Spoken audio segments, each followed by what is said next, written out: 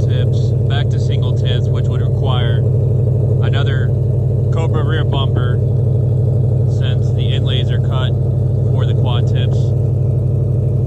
Currently has Borla catback on it, or a Borla stinger catback. Thinking maybe MBRP, they make a kit or a set for this, or maybe MagnaFlow. But I would be keeping the quad tip setup and the Borla catback.